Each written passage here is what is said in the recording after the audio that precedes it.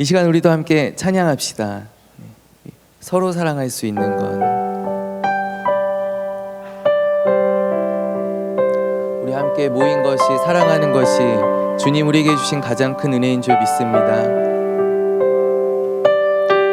서로 사랑할 수 있는 것 주님 주신 은혜라. 주님 주신 아름다운 모습, 서로 다른 것, 사랑하는 형제 자매여, 우린 주의 자녀라. 우릴 향한 주님의 그 사랑 영원함이라. 그 사랑이 우리 하나로 만드사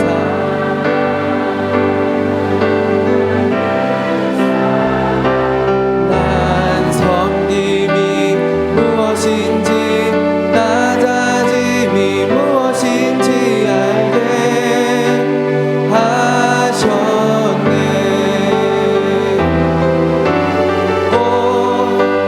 오직 주의 말씀만, 오직 주의 그 말씀대로 살리라.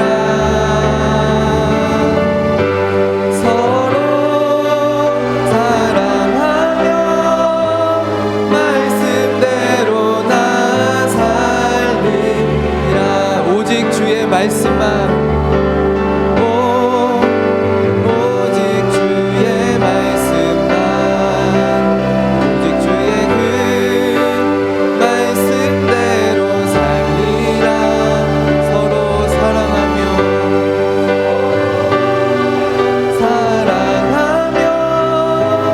말씀대로 나 살리. 오직 주의 말씀만, 오직 주의 말씀만, 오직 주의 그 말씀대로 살리라. 십자가 나도 지고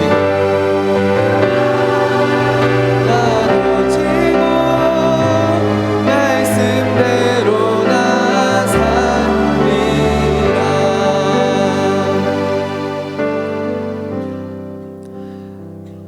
하나님 아버지, 서로 다른 우리들을 불러 모아주시고 우리가 함께 예배하며 서로 사랑할 수 있게 하신 것 주님의 놀라우신 은혜인 줄 믿습니다. 우리가 함께 모이는 것이 참 기적이요, 우리에게 사랑할 수 있는 힘과 능력 주심이 참으로 주님의 은혜임을 우리가 고백합니다. 이제 2016년 새해를 시작하며 또 그동안 정들었던 사람들과 또 헤어지고 또 새로운 사람들을 만났습니다. 우리 올 한 해 우리 서로 사랑하며 사랑의 짐을 감당해야 할 우리 귀한 지체들입니다. 우리 사랑으로 하나 되는 우리 대학부가 되게 하옵소서. 주님의 놀라우신 은혜가 함께 하심이, 도우심이 우리 사랑하는 공동체 가운데 흘러 넘쳐나게 하옵시며, 하나님 오늘도 주의 말씀을 듣는 가운데 우리 안에 힘과 또 담대함이 생기고 사랑하는 마음이 샘솟아서 주의 말씀이 살아있는 공동체, 주의 말씀이 이끌어 가시는 우리 귀한 대학부 되게 하여 주시옵소서. 함께 하시는 주님을 의지하오며 주 예수 그리스도의 이름으로 간절히 기도하옵나이다. 아멘. 우리 옆에 있는 이체들과 함께 인사하면 좋겠습니다. 우리 사랑합니다, 사랑합니다, 사랑합니다. 네, 우리 함께 인사합시다. 네, 사랑합니다, 사랑합니다. 네, 오늘도 하나님의 그 크신 은혜와 또 함께 하심이, 사랑하심이 우리 대학부 위에 넘쳐나기를 소원합니다. 여러분, 지난주에 우리가 함께 나눴던 말씀이 기억이 안 나시죠? 예, 얼마나 감사한지. 예, 꺼내고 또 꺼내도 늘 새 것 같은 설교자에게 주시는 하나님의 크신 긍휼인 줄 믿습니다. 지난주에 우리가 그 베들레헴 공동체에 대한 말씀을 함께 나누었습니다. 조금 생각이 나시나요? 그 베들레헴 성읍의 이야기를 통하여서 우리가 지향해야 할 어떤 교회의 모습, 공동체의 모습에 대해서 우리가 함께 나누었었는데요. 우리가 첫째로는 환대하는, 정말 누구나 들어올 수 있는 우리 공동체가 되면 좋겠다. 그리고 또 둘째로는 우리 안에서 사람들이 세워지고 또 자라나며 우리 회복되는 곳, 살아나는 곳, 그런 사람을 살리는, 일으키는 그런 공동체가 되면 좋겠다. 근데 이러한 능력이 우리에게 없기 때문에 우리가 어떻게 그렇게 할 수 있는가? 바로 베들레헴 공동체를 볼 때 그곳은 하나님의 말씀이 살아있는 곳, 아직 하나님의 율법이 준행되는 곳, 하나님의 말씀이 우리 안에 살아있을 때 우리가 그렇게 할 수 있다라는 말씀으로 우리 함께 은혜를 나누었었는데요. 우리 정말 간절히 바라고 원하기는 우리 사랑하는 대학부가 그러한 공동체 되기를 원합니다. 하나님의 말씀이 살아있는 곳, 우리가 방금 고백한 찬양 가운데도 서로 사랑할 수 있는 것이 주님 주신 큰 은혜인데 그것이 어떻게 가능한가? 주의 말씀만, 오직 주의 말씀 붙잡고 그 말씀대로 살아갈 때 서로 사랑할 수 있는 능력이 우리 안에 자라나 열매 맺는 줄로 믿습니다. 오늘은 이제 다시 룻기의 말씀을 통하여서요, 이제 룻기의 주인공인 룻의 이야기를 오늘 함께 나누기를 원하는데요. 룻의 이야기를 통하여서 이제 우리 성도들, 정말 하나님께 부름받은 믿음의 사람들, 우리 교회 안의 구성원들, 우리가 어떻게 살아가야 할 것인가, 우리의 삶에 대하여서 오늘 이 시간 말씀을 나누면서 저와 또 여러분들 함께 은혜 받기를 원합니다. 하나님께서 은혜 주실 줄로 믿습니다. 오늘 룻기를 통하여서 우리가 발견할 수 있는 또 본받을 수 있는 룻의 모습이 어떠한 모습이 있는가? 바로 본론으로 들어가면은요, 첫째로 룻은 좋은 선택을 한 사람이었다. 룻은 좋은 편을 택하였다. 우리 오늘 말씀을 함께 보았으면 좋겠는데 룻기 1장입니다. 룻기 1장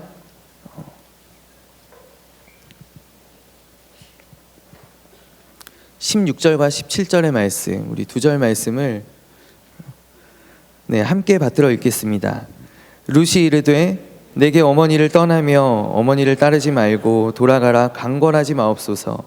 어머니께서 가시는 곳에 나도 가고 어머니께서 머무는 곳에 나도 머물겠나이다. 어머니의 백성이 나의 백성이 되고 어머니의 하나님이 나의 하나님이 되시리니 어머니께서 죽으시는 곳에서 나도 죽어 거기 묻힐 것이라.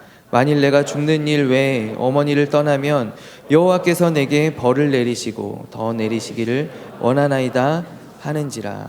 아멘. 사랑하는 여러분, 우리 믿음의 사람들은 어떠한 사람들인가? 우리 교회 안에 우리 믿는 성도들은 어떠한 사람들인가? 바로 좋은 선택을 한 사람들인 줄로 믿습니다. 오늘 우리가 함께 지금 막 읽은 1장에서 룻과 또 한 사람의 며느리가 있습니다. 나오미의 며느리가 있습니다. 바로 오르바라는, 둘 다 이방 여인입니다. 모압 사람입니다.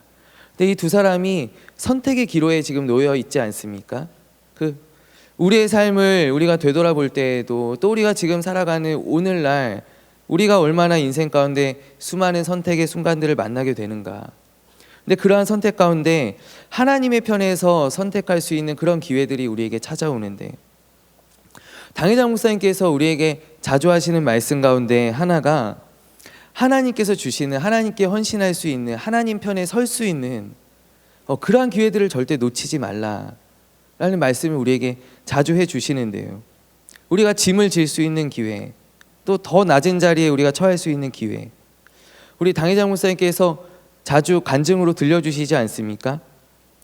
군부대에서도 어려운 환경 가운데에서도 주의를 지키기 위하여 애쓰셨던 것, 또 교회에서 등으로 흙을 받아내셨던 것, 포기하지 않고 하나님의 일들을 감당하셨던 것, 큰 희생과 아무도 맞지 않으려는 그러한 자리 가운데 목사님께서 헌신하며 희생하며 나아가셨던 것들.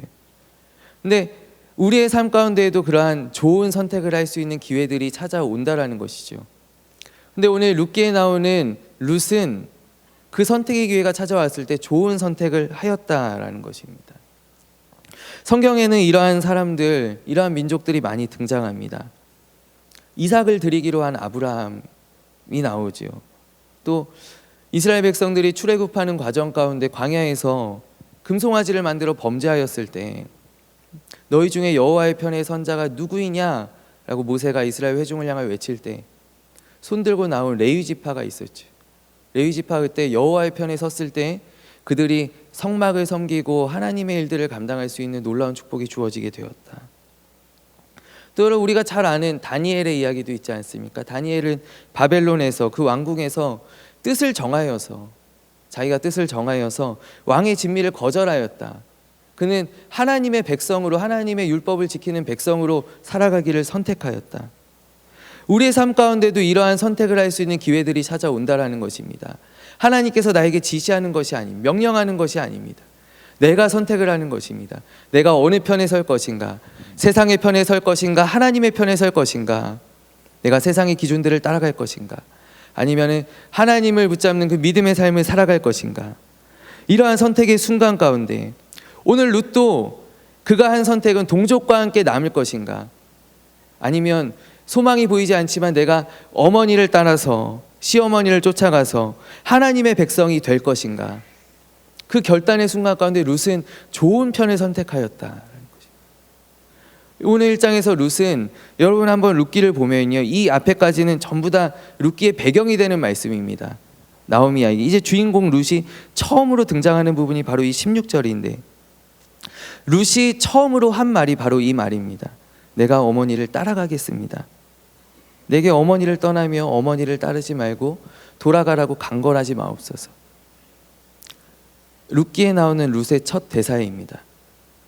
그가 어머니를 따라서 하나님의 백성이 되기로 결단하였을 때 여기에서부터 룻기의 룻이 받는 축복이 시작되는 것입니다. 여러분, 이곳에 있는 우리들은 이미 좋은 선택을 한 사람들인 줄로 믿습니다. 오늘 토요일 예배의 자리로 나오신 여러분들 좋은 선택을 하셨습니다. 주님께서요, 마르다와 마리아를 보시고 말씀하시죠. 마리아는 좋은 편을 택하였으니 빼앗기지 아니하리라. 좋은 편을 택한 사람들은 빼앗기지 않습니다. 세상이 우리의 기쁨을 빼앗아갈 수 없는 줄로 믿습니다. 여러분, 믿음은 무엇인가? 믿음은 바로 선택하는 것이다. 히브리서 11장, 우리가 잘 알고 있는 믿음장입니다.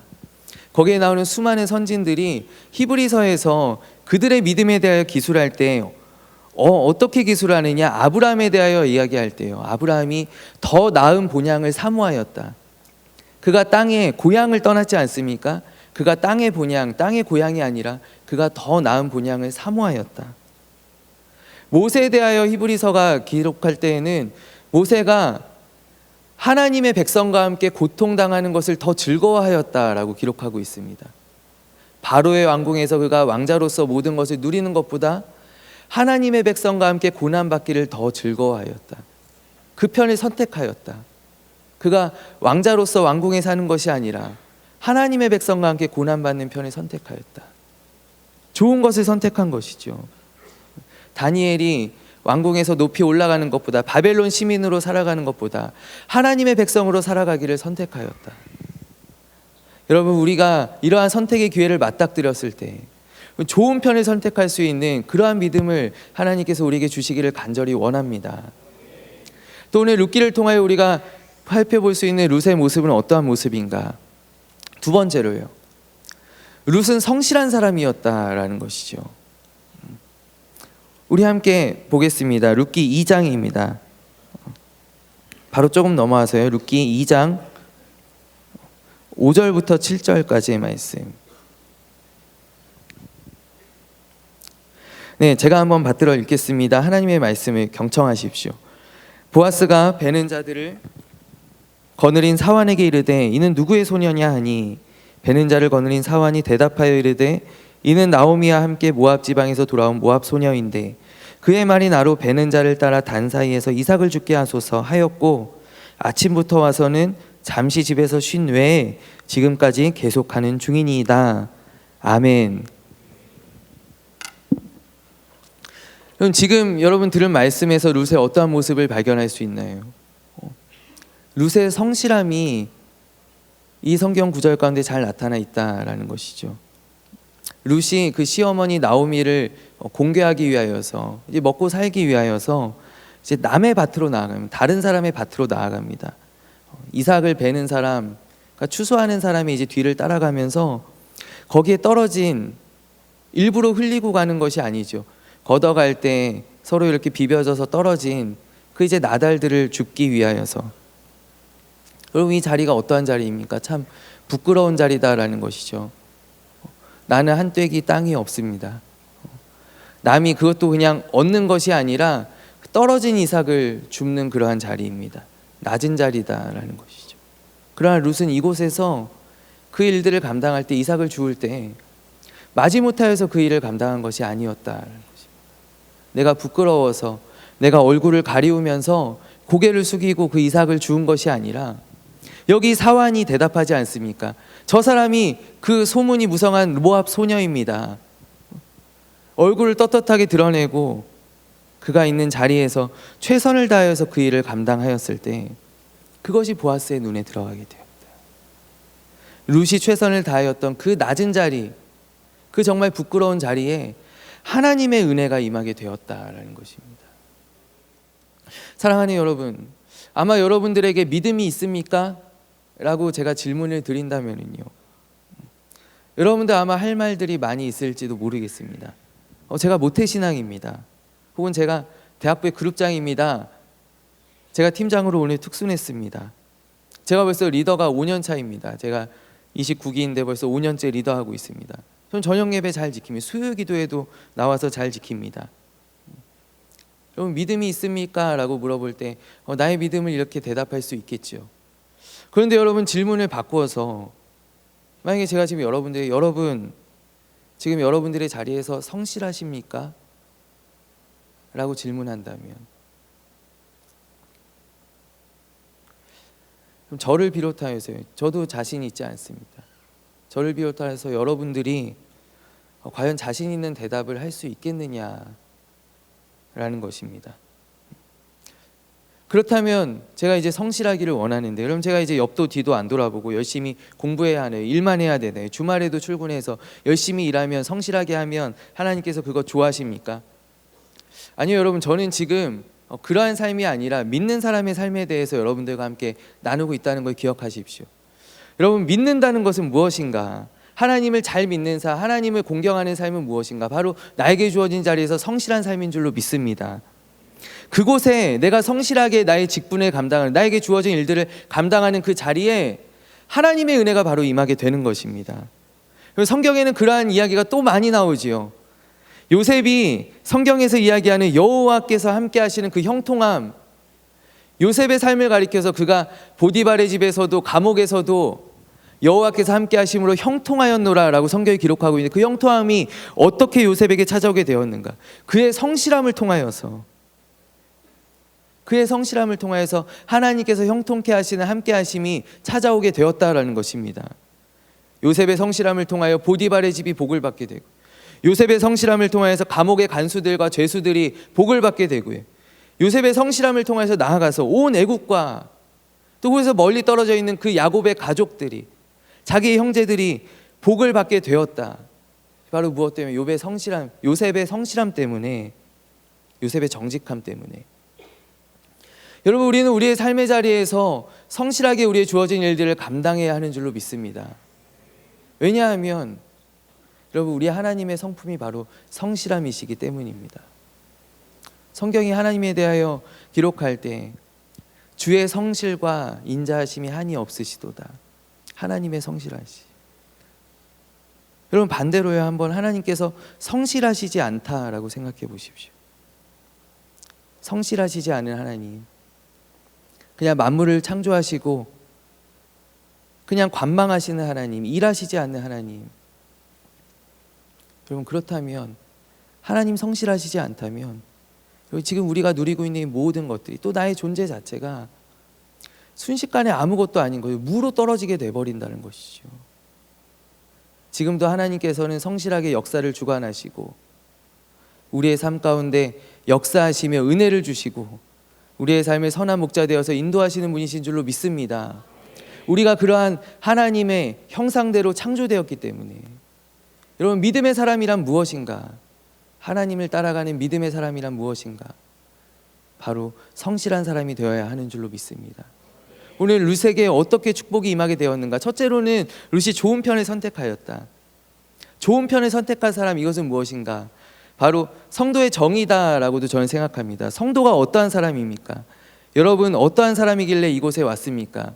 여러분은 바로 하나님을 믿는 길을 선택한, 좋은 편을 선택한 사람이었기 때문에 지금 이 자리에 나와 예배드리고 있지 않습니까? 여러분, 룻의 성실함은 무엇을 이야기합니까? 그것은 바로 믿는 사람의 자세에 대하여 이야기하는 줄로 믿습니다.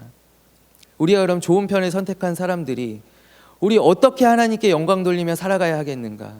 우리의 모든 삶의 자리에서, 우리의 가정에서, 우리의 캠퍼스에서, 우리의 직장에서 우리가 성실하게 주어진 일들을 감당할 때 오늘 이 사환의 눈에 들어서 또 보아스의 눈에 들었던 룻과 같이 이가, 여러분 사환의 말을 한번 곱씹어 보십시오. 이가 모압 소녀인데, 이 모압 소녀라는 말은 경멸하는 말이 이방인입니다. 이 이방인인데 어이구야 대단한데요. 어떻게 이방인이 아침부터 나와서 지금까지 점심때 잠깐 쉰 외에는 계속하여서 이삭을 줍고 있습니다. 뜨거운 햇볕 가운데에도 여기 있는 사람들 가운데 아마 제일입니다. 그렇기 때문에 보아스가 물어보았겠죠. 또 사환이 바로 대답했겠죠. 그의 성실함이 모든 사람들 가운데, 밭에 있는 모든 사람들 가운데 그의 성실함이 돋보이게 되었다. 이러할 때 하나님의 은혜가 우리의 삶 가운데 임하게 되는 줄로 믿습니다. 마지막 세 번째로 나누기를 원하는 것은 바로 성도의 축복입니다. 첫 번째로 성도의 정의, 성도란 무엇인가? 두 번째로 성도의 자세, 성도가 어떻게 살아야 하는가? 세 번째로 성도의 축복, 성도에게 어떠한 축복이 있는가? 바로 오늘 우리가 함께 읽은 본문의 말씀입니다. 이 13절부터 4장 13절부터 17절까지 무엇에 대하여 기록하고 있나요? 바로 룻이 받은 축복에 대하여서 이야기하고 있죠.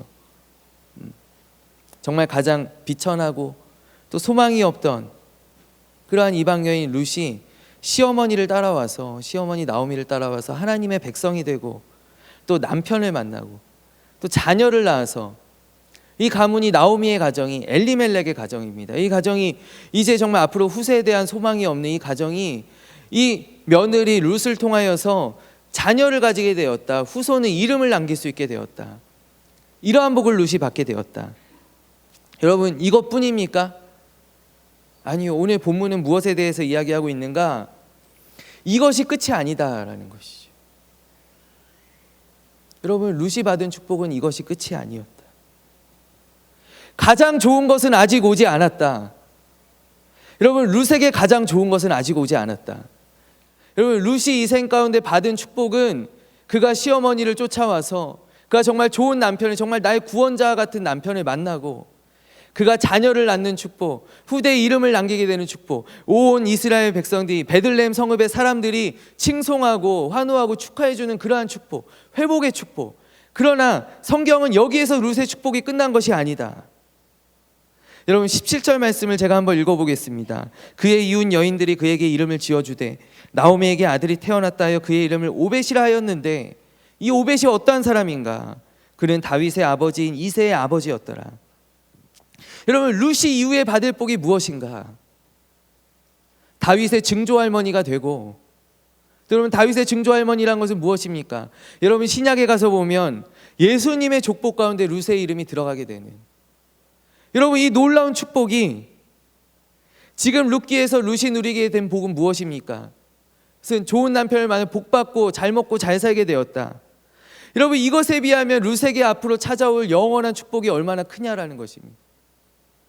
룻기에서 룻이 받은 축복은 너무나 작은 것이었다.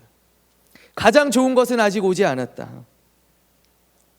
여기에서 받은 축복이 끝이 아니다라는 것을 성경은 우리에게 말씀하고 있는 줄로 믿습니다. 사랑하는 여러분, 우리 성도들이 받는 축복이 무엇인가? 여러분, 하나님께서 우리 사랑하는 자녀들에게 주시는 복이 무엇인가? 그것은 오늘의 복을 넘어선 영원한 축복인 줄로 믿습니다.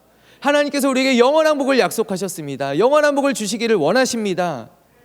우리가 무엇을 바라보며 살아가야 될까?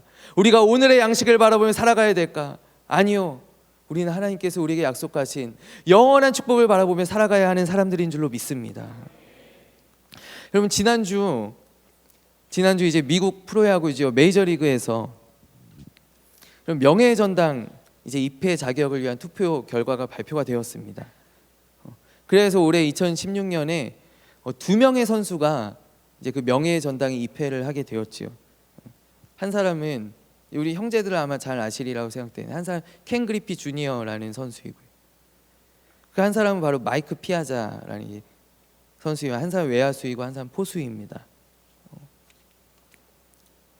근데 이제 지난주에 굉장히 좀 큰 이슈가 되었던 것이 무엇이냐면 사상 최고 득표율이, 그러니까 이 명예의 전당에 이제 들어가는 것도 중요하지만 이제 사람들의 관심사가 무엇이냐면 과연 몇 퍼센트의 득표율로 이 사람이 명예의 전당에 들어갈 것인가. 해마다 이제 명예의 전당 후보들이 올라오게 되면 과연 몇 퍼센트일까?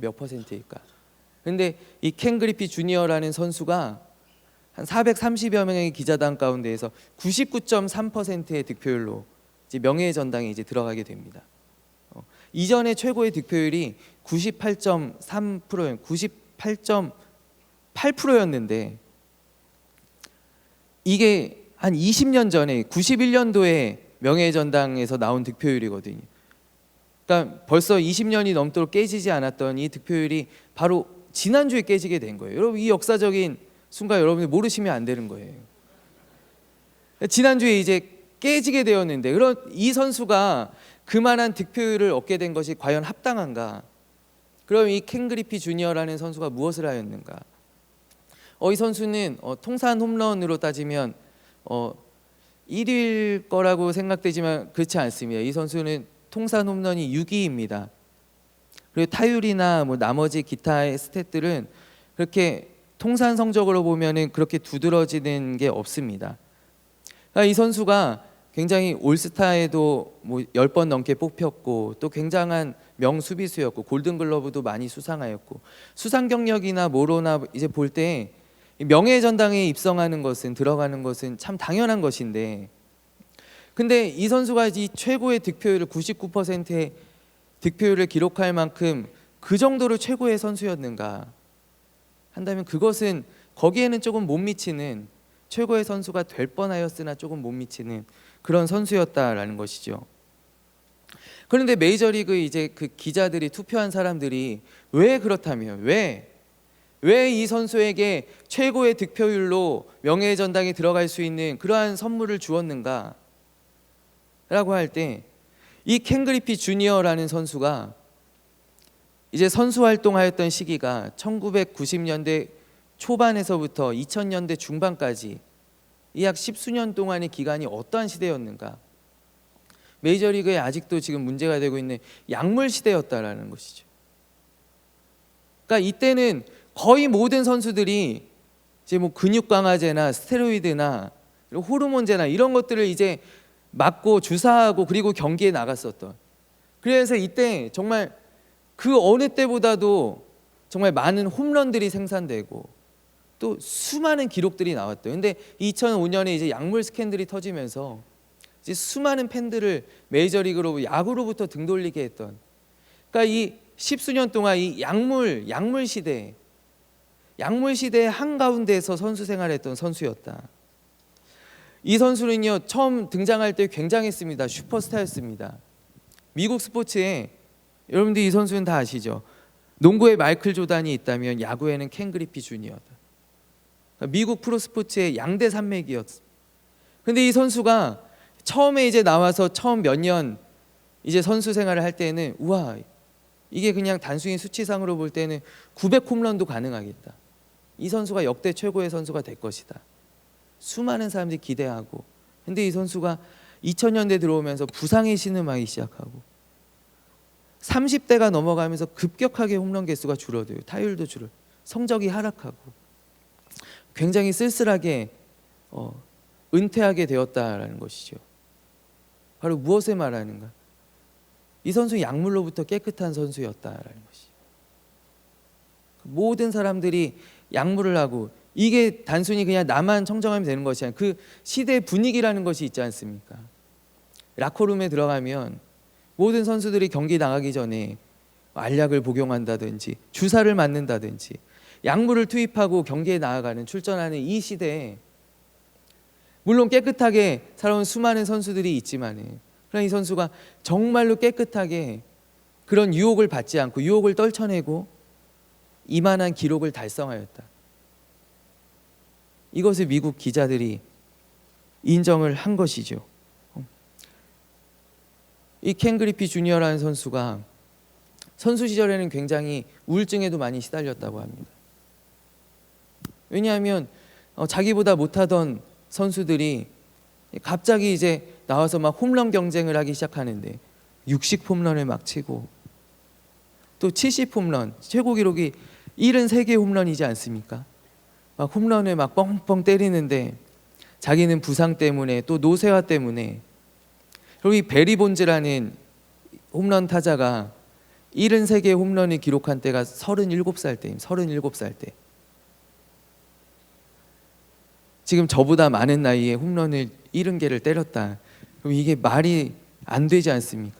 그럴 때 이 켄 그리피 주니어라는 선수는 부상에 신음하다가 조용히 은퇴하였다. 굉장히 선수 생활의 마지막이 쓸쓸했죠. 그러나 그는 영원히 역사에 빛나는 대선수가 되었다. 그럼 무엇인가? 여러분, 우리가 지금 하나님의 뜻을 쫓으며 살아가는 이 길이 세상의 방법들을 거부하고 세상의 기준을 따르지 아니하고 걸어가는 이 길이 우리가 때로는 쓸쓸하고 우리보다 가진 방법으로 앞서가는 사람들을 계속 추월당하고 그 뒷모습들을 바라보고 한없이 우울하고 막막하고 그러한 가운데 우리가 눈물로 기도하며 우리의 자리를 지키고 있을 때 하나님께서는 우리에게 영원한 복을 선물해 주신다. 하나님 앞에 여러분 어떠한 삶이 의미가 있습니까?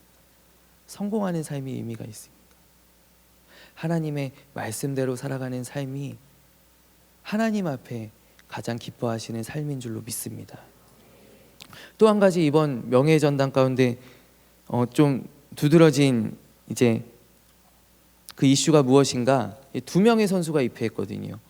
근데 이 켄 그리피 주니어라는 선수는 드래프트, 그러니까 신인 선수들을 이제 뽑아가는 이 드래프트에서 1번으로 뽑힌 사람입니다. 그러니까 말 그대로 이제 정교 수석이라는 것이죠. 수석으로 입학한 사람이다.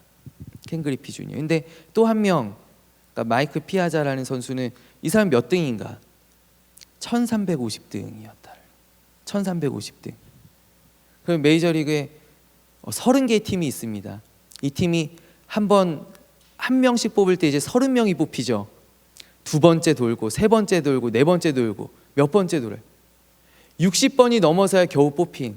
그러니까 이 선수 여기에 뽑혔다라는 것 자체는 이제 나는 야구 선수로서는 소망이 없는 거지.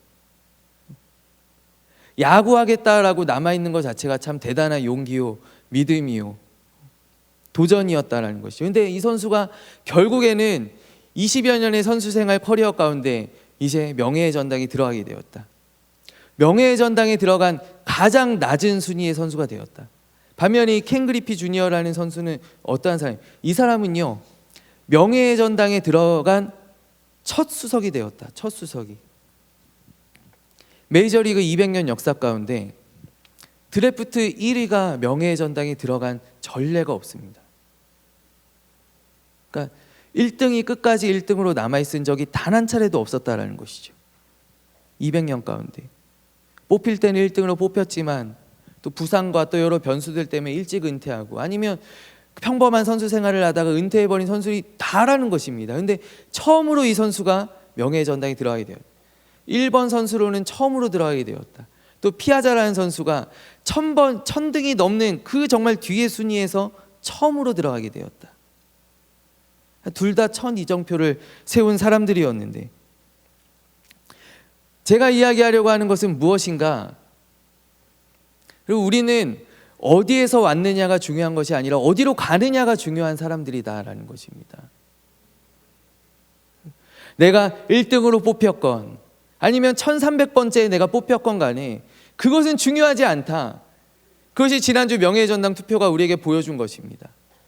어디로 가느냐가, 결국 내가 어디로 가느냐, 내가 명예전당에 들어가느냐, 내가 선수 생활을 정말 성실하게 감당하여 내가 들어갈 수 있느냐 마느냐가 중요한 것이다라는 것입니다. 이 야구라는 스포츠에서는 당회장 목사님께서 기독교적인 스포츠다라고 종종 말씀해 주시는데, 어디에서 왔느냐가, 내가 몇 등으로 들어왔냐라는 것이 아니라 내가 어디로 가느냐, 내가 어떻게 마무리하느냐가 중요한 스포츠였다라는 것입니다. 여러분, 지금 여러분들의 세대를 정말 지배하고 있는 그 정말 현상 가운데 하나가, 우리 일상적으로 SNS에서 많이 지금 회자되는 단어 가운데 하나, 여러분 무엇이냐? 제가 생각할 때 저는 금수저, 은수저 이런 이야기들 많이 하죠. 흙수저. 이것으로 서로 편가르고, 내가 흙수저다. 그럼 나에게 무슨 소망이 있을까? 나는 그냥 포기해야 되겠다. 취업을 포기하고 결혼을 포기하고 포기하는 세대들이 많이 늘어나고. 여러분, 근데 그러면 하나님은 그것이 중요하지 않다라는 것을 우리에게 말씀해 주는 것입니다. 성경은 무엇이라고 이야기하는가? 내가 금수저이냐 은수저이냐 흙수저이냐는 중요하지 않다. 내가 어디로 가느냐가 중요한 것인 줄로 믿습니다. 내가 어디에서 왔느냐가 아니라, 내가 모태신앙이다. 나는, 여러분 십자가의 강도를 보십시오. 그는 가진 죄, 가진 범죄를 다 짓고 죽어가는 그 순간에 주님을 고백하여서 낙원에 들어가게 되었다. 그의 삶이 얼마나 복된 인생입니까? 내가 모태신앙이다. 청년 때 믿었다. 내가 결혼하면서 교회 다녔다. 내가 나중에 병상에서 주님을 영접하게 되었다. 이것은 아무런 문제가 되지 않는다라는 것입니다. 성경은 먼저 된 자가 나중되고 나중된 자가 먼저 되는, 약한 자들을 들어서 강하게 사용하시는, 가난한 자를 들어서 하시는 바로 흙수저가 가장 영광된 명예의 전당에 들어가게 되는, 이것이 바로 하나님의 법칙인 줄로 믿습니다. 믿는 사람들에게 약속된 축복은 무엇인가? 그것은 우리가 갖고 태어난 축복이 아니다라는 것이죠. 우리가 앞으로 어디로 나아가느냐, 우리에게 주신 하나님의 영원하신 약속, 그 천국을 바라보며 소망하는 삶, 그것이 바로 믿는 자에게 약속하신 하나님의 축복인 줄로 믿습니다. 제가 얼마 전에 그 발인 예배, 장례 예배에 참석을 하게 되었는데, 당회장 목사님께서 집례를 하시게 되었어요. 제가 미처 정보가 없었는데 당회장 목사님께서 갑자기 이제 나오셔서 그 장례 예배를 집례하시는 거예요. 제가 급하게 메모지를 꺼내서, 어떻게 당회장, 장례 예배라는 것이 참 너무나 어렵지 않습니까? 당회장 목사님께서 어떻게 말씀을 전해주시는지, 어떻게 인도하시는지 제가 막 꼼꼼하게 적기 시작했습니다. 근데 당회장 목사님께서 그 가장 슬픈 순간에, 가장 슬픔이 복받치고 가장 정말 어두운 소망이 끊어지는 그 자리에서, 그 순간에 어떠한 말씀을 선포해 주셨는가? 바로 천국에 대한 말씀을 선포해 주셨다. 우리 믿는 사람들은 무엇을 바라보고 가는 사람들인가? 우리는 천국 바라보고 가는 사람들입니다. 우리는 이 땅의 복이 아니라, 아래에 있는 것이 아니라, 세상의 것이 아니라 우리는 천국 바라보며 가는 사람들. 내가 왜 이렇게 고생하는가? 내가 왜 이렇게 헌신하고 희생하고 양보하는가? 내가 왜 이 짐들을 지는가? 나는 천국이 아니었으면, 나는 천국이 약속되지 않았으면 난 절대로 이 일들을 하지 않았을 것이다. 나는 천국을 바라보기 때문에 기쁘게 이 일들을. 우리가 이곳에서 발견할 수 있는 소망이 무엇인가? 바로 천국에 대한 소망이다라는 것이죠. 여러분, 지금 우리의 삶의 자리에서, 우리의 가정에서, 우리 학교에서, 우리의 직장에서 여러분, 우리가 붙잡을 수 있는 영원한 소망이 무엇입니까? 바로 그것은 하나님께서 우리에게 주신 축복이 아니라 우리에게 약속하신 축복. 가장 좋은 것은 아직 오지 않았다. 우리에게 이제 찾아올, 우리에게 다가오고 있는 가장 좋은 것, 영원한 것, 변치 않는 것, 그것을 바라보고 붙잡는 것이 우리에게 약속된 축복인 줄로 믿습니다. 사랑하는 여러분, 오늘 이 룻기의 이야기, 두 주에 걸친 이 룻기의 이야기를 통하여서 우리가 세상의 것이 아니라 위의 것을 바라보는 영적인 삶을 시작하기를 간절히 원합니다. 여러분, 이 2016년에 우리가 무엇을 바라보며 살아야 할 것인가? 위의 것을 바라보고 내 달려갈 길을 다 마치고 나는 선한 싸움 다 마치고 나의 생에 이제 마무리하려 하오니 이제 이후로는 나에게 의로운 면류관이, 빛나는 면류관이 예비되어 있을 것이라 라고 고백하였던 그 사도 바울의 고백과 같이 나의 선한 싸움 다 싸우고 그때 하나님 내게 주실 그 면류관, 그 영광의 선물들을 우리가 바라보며 하늘 소망 가지고 살아가는 저와 여러분들의 귀하고 복된 인생, 룻과 같은 하나님의 놀라우신 은혜와 축복이 우리의 삶 가운데 넘쳐나기를 간절히 소원합니다. 우리 시간 함께 기도하겠습니다.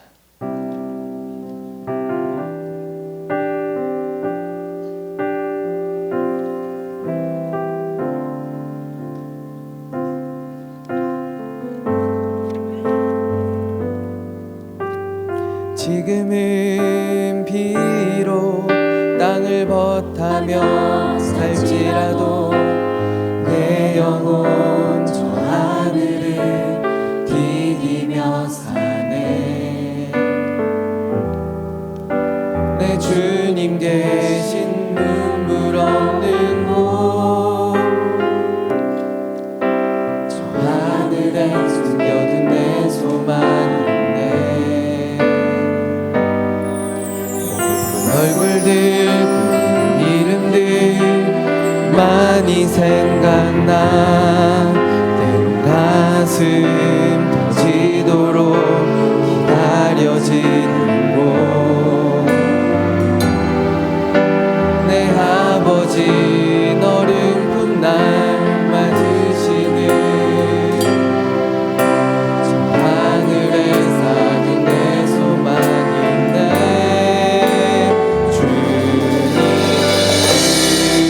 나라에 이를 때까지 순례의 걸음 멈추지 않으면 어떤 시련이 와도 난 두렵지 않네. 주와 함께 걷는 이 길에 지금은 비록 땅을 벗하며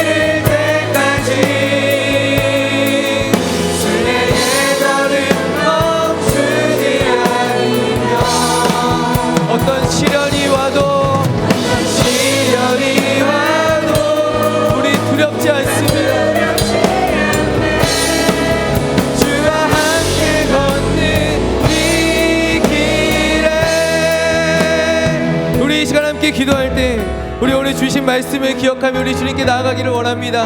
하나님, 2016년 새해에는 내가 좋은 것을 선택하게 하여 주시옵소서. 하나님 안에서 믿음의 선택들을 하게 하여 주옵소서. 나의 모든 삶의 자리에서, 내가 기도하는 자리에서 하나님, 내가 성실하게 주님 주실 일들을 감당하게 하옵시고, 하나님, 올해는 내가 영적인 삶, 영적인 복을 누리는 나의 귀하고 복된 인생 되게 하여 주시옵소서. 새해부터 우리 당회장 목사님 통하여 주신 말씀과 같이 영적인 복을 내게 주시옵소서.